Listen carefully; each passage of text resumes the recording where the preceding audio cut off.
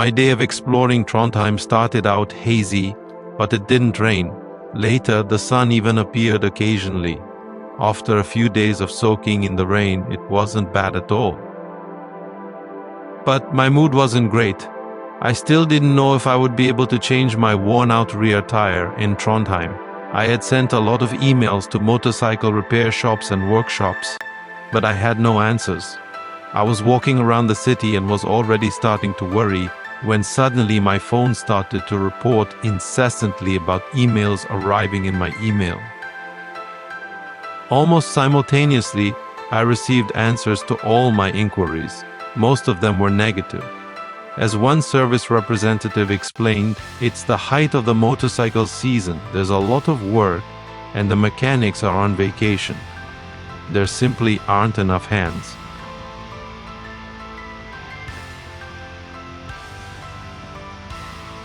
But several answers were positive, and the next day, when it was raining again, I went to a large tire service near Trondheim. They agreed to accept me, offered several possible tire options and a suitable time. So all I had to do was bring the motorcycle to them.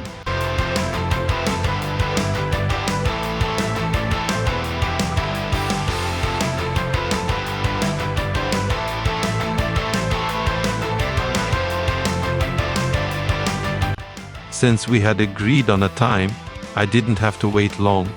The tire was changed pretty quickly, but later there were some problems with the payment because the card reader suddenly decided to break down. I got some cash from an ATM in a nearby shopping center. The problem was solved, and I was on the road again. Of course, it was raining again at that time.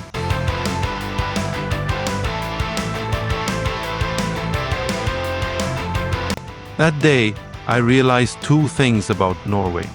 The first was that even in a country that presents itself as a cashless country, you still need to have some cash. The second thing that I realized that day was that even in these high-tech times, when traveling, it's still very good to have an alternative to GPS. I realized this when I met a motorcyclist from Germany at a gas station. He was flipping through a paper map of Norway. He said that something had happened to his navigation, which is why he uses a paper map. And then I remembered all the times when my navigation was really stupid. I've already told you how the other day during a heavy rain, Google Maps took me to some bushes and told me that this was my hotel. Another time, while I was camping, I suddenly realized that all my navigation systems were showing that I was about 30 kilometers to the side of where I was actually sitting. And these were not isolated cases. Such things have happened more often, and they will happen on this journey in the future. I use Google Maps when riding because they are the most convenient for me. But sometimes I see how the navigation starts to go crazy. It shows a completely different route than the one I'm riding, suddenly starts to sail back and forth until it catches the coordinates again. I really don't know why this happens in Norway. In my country, which borders Russia and Belarus, GPS jamming is not surprising. We face this problem all the time. Aviation also suffers. However, in Norway, it was surprising.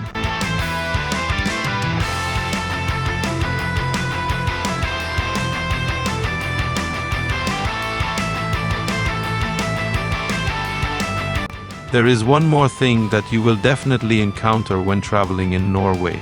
These are ferries. They are an integral part of the Norwegian road network. Using them is easy, convenient, and it also provides a bit of rest for the motorcyclist.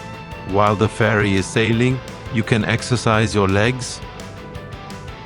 Most often, ferries travel through fjords, saving drivers and riders dozens of kilometers of travel that they would otherwise have to ride around. Sometimes you have to take the ferry several times a day.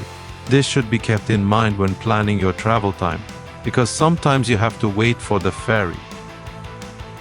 Motorcyclists need to remember that although they are exempt from tolls on Norwegian toll roads, you still have to pay for ferries, although not much.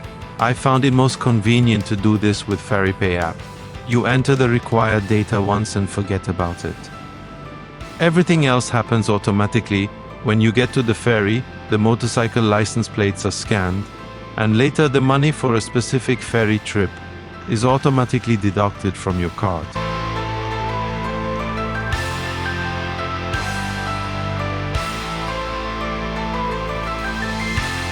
After leaving Trondheim, I turned southwest, straight towards the famous Atlantic Ocean Road.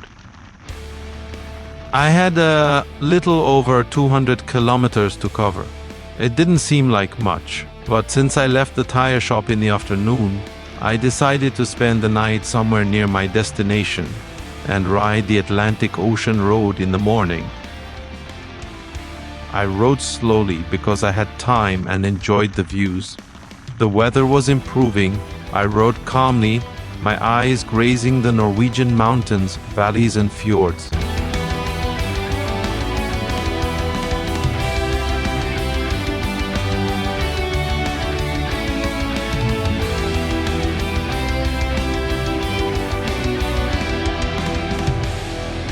The next morning was also beautiful. There were clouds floating in the sky. Sometimes the sun appeared between them. It didn't rain, although it was quite windy. I was right next to the famous Atlantic Ocean Road, so after breakfast I turned right there. The Atlantic Ocean Road is an 8.3 kilometers section of road that runs through an archipelago scattered in the Norwegian Sea, part of the Atlantic Ocean. The road is included in the Norwegian National Tourist Road Network. This road is built on the site of a railway line that existed at the beginning of the 20th century, but was later abandoned. The road on the site of the abandoned railway line was planned since the 70s of the last century. Construction began in 1983 and was finally fully opened on July 7, 1989. The road, of course, cost millions of millions. But here is an example of how tolls are used in Norway. A quarter of the cost of building the Atlantic Ocean Road was planned to be covered precisely from the toll that many people don't like. After the opening, the road was tolled, and the toll was collected for years. In June 1999, the required amount was collected, the debts were cancelled, so the toll on this road was also cancelled. Today, many tourists pass this road. There are parking lots with beautiful views, toilets, a cafe, and walking paths for them. The views around are beautiful, but standing on the ground at sea level, you can't see all the beauty. It only opens up from above. That's why swarms of drones are constantly buzzing here. I won't hide it. When riding to the Atlantic Ocean Road, I also had the goal of taking off my drone. I constantly checked the weather forecast. Neither rain nor wind prevented me in the end, but for safety reasons, I still had to wait a while until other tourists lowered their drones to the ground.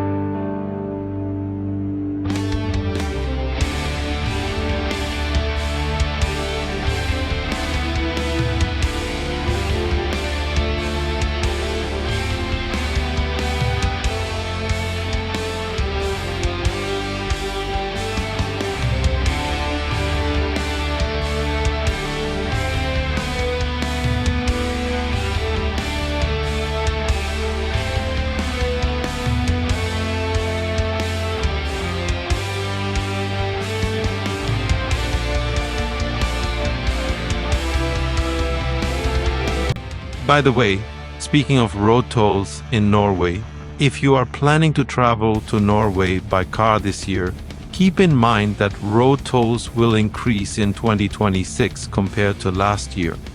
Diesel car drivers will feel this, especially in some places. For example, in the country's capital Oslo, incentives for electric cars are being reduced. There too, toll zones are becoming more expensive for them. I read that from the increased road taxes this year, it is expected to collect nearly 1 billion Norwegian kroner more than was collected last year. It is said that the money will be used to improve public transport, metro lines and bicycle paths.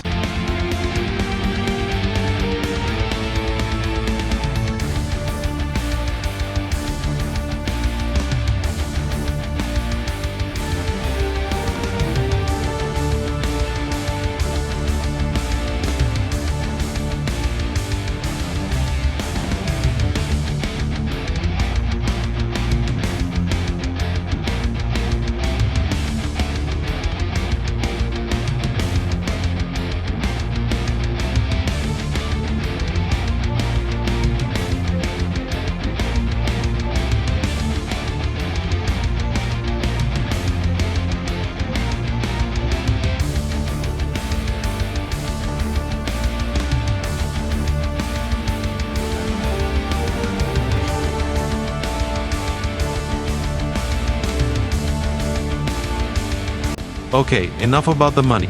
My next destination after the Atlantic Ocean Road was the famous Trollstigen. Trollstigen means the Troll Trail. I knew it would be still closed after the winter. The road is closed for most of the year.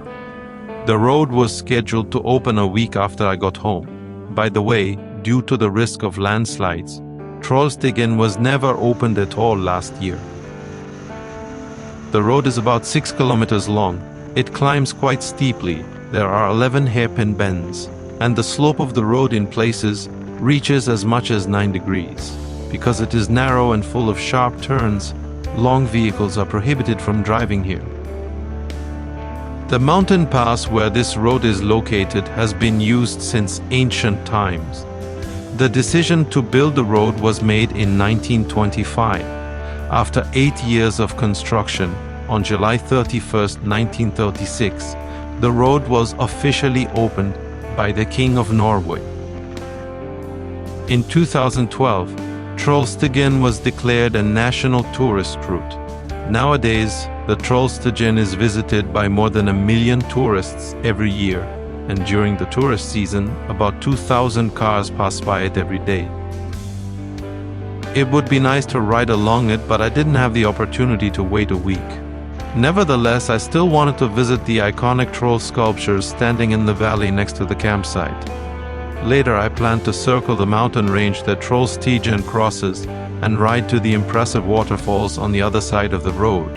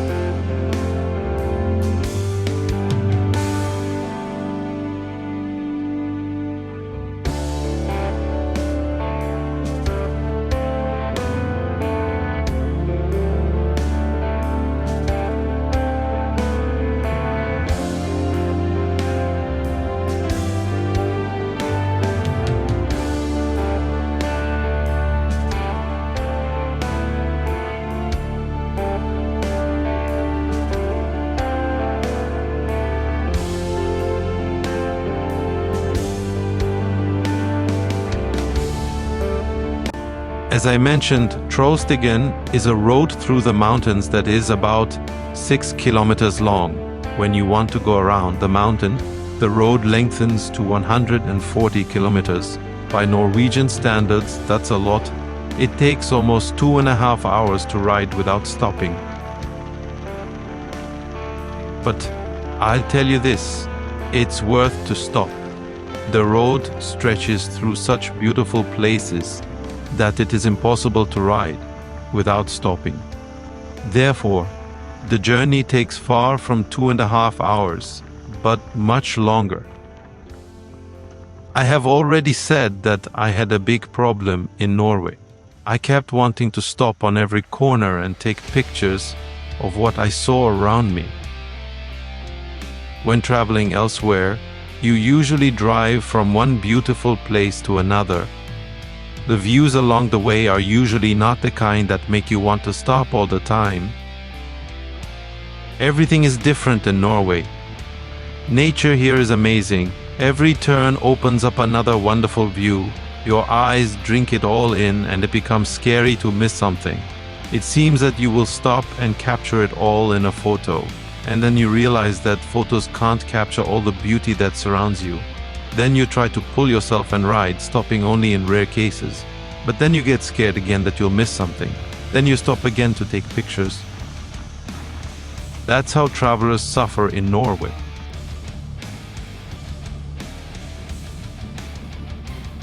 I don't remember how long it took me to ride around the mountain from one side of Trollstigen to the other. In any case, my goal this time was a place called Gudbrandsdjuvet, or rather, the viewing point at Gudbrandsdjuvet, which is located in the Valdalen Valley, after Trollstigen has already descended to the bottom. Gudbrandsdjuvet is a system of small but powerful waterfalls. The waterfalls can be viewed well from the platform installed here. There is a cafe next to it. The impression of the place is left not only by the falling water and its roar, but also by its crystal color. The place is quite popular among travelers, especially motorcyclists.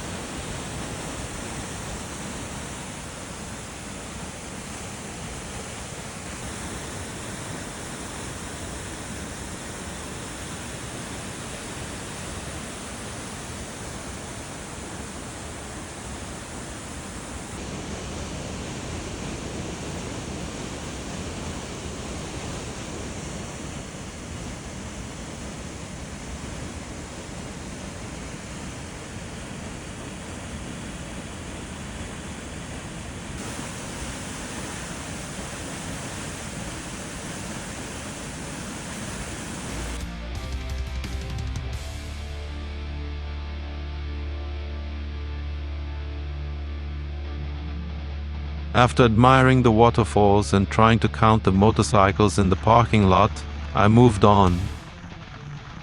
In this part of Norway, most of the famous tourist spots and natural beauties are close to each other. So now my goal was only about 40 kilometers away, less than 1 hour drive. By the way, here again, I needed a ferry to cross to the other side of the fjord.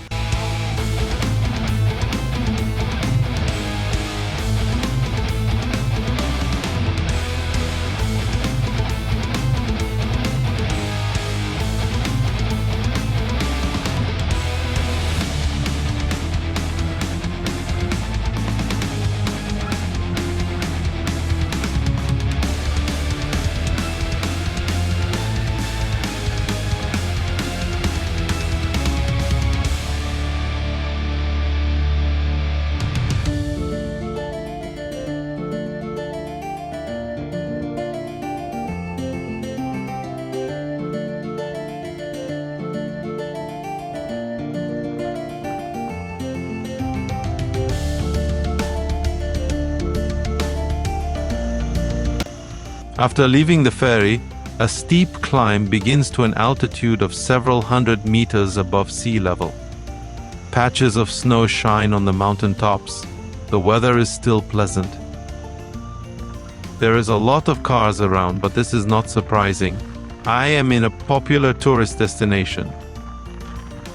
On the way, I crossed a couple of tunnels, and after turning around serpentines, finally reached the observation deck, which offers breathtaking views of the fjord below. This is the iconic Geiranderfjord.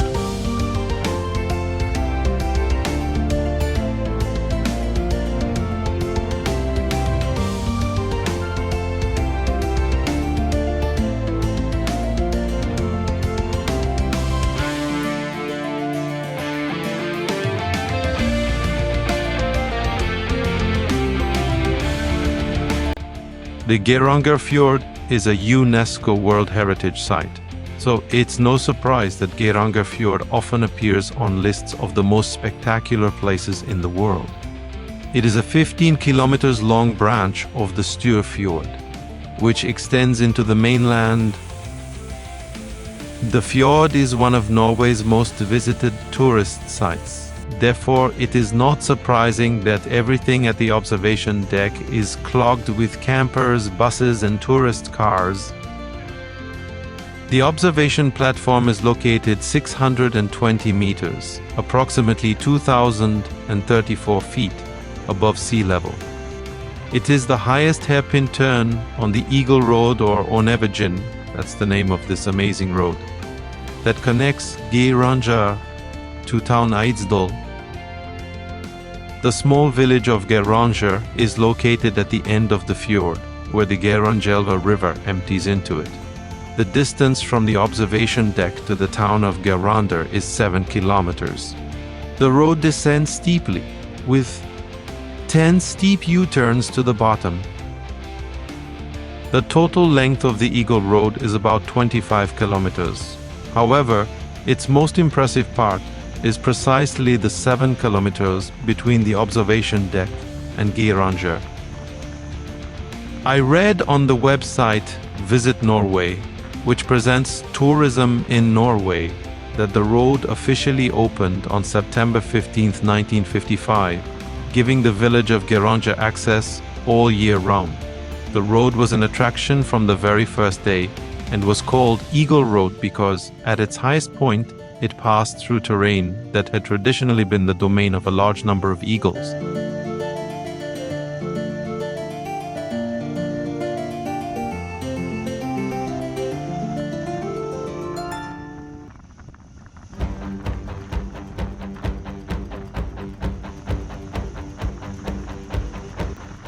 Descending from the observation deck into the valley where the town of Geiranger is located is a special experience. The road here is narrow, steep, and the U-turns are dizzying. If a bus comes from in front, you have to stop at the bend and wait for it to turn around. Otherwise, not even a motorcycle will fit there. And not only cars with motorcycles, but also camper vans, large buses, and bicycles rush down this road. I like roads like that. I don't have them in my country, so here in Norway I enjoyed them. Yes, riding on two wheels on such roads requires attention, concentration, and focus. Also some skills. So it takes a while to get down to Geiranger town this way.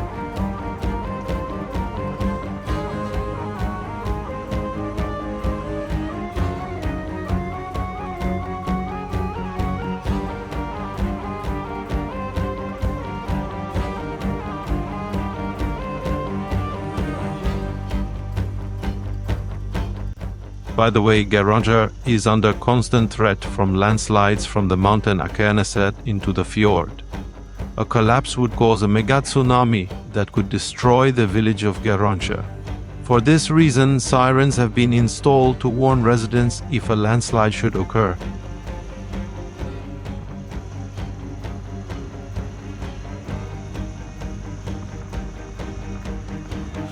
In the valley, I was greeted by plus 15 Celsius, about 59 degrees Fahrenheit. Everything here was alive, moving, bustling. Right here, a cruise ship moored in the fjord. Tourists spilling out of it and are sweeping souvenir shops and slurping food from the local restaurants and cafes. I continued on without stopping for long.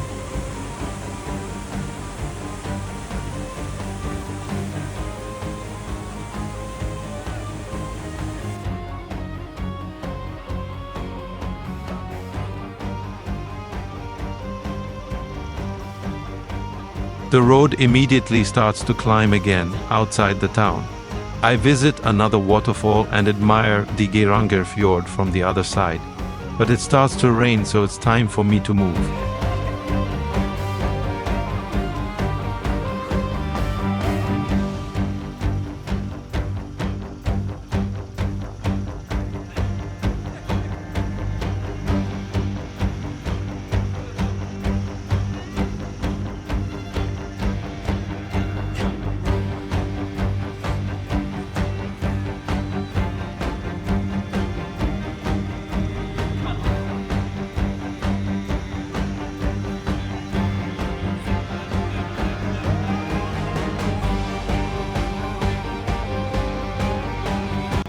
The road climbs, twists, turns, the temperature drops, it's getting cold. It is coming up one of the most unforgettable adventures of this trip. In the cold, in the rain, close to the snow, off-road and without internet. But more about that in the next episode.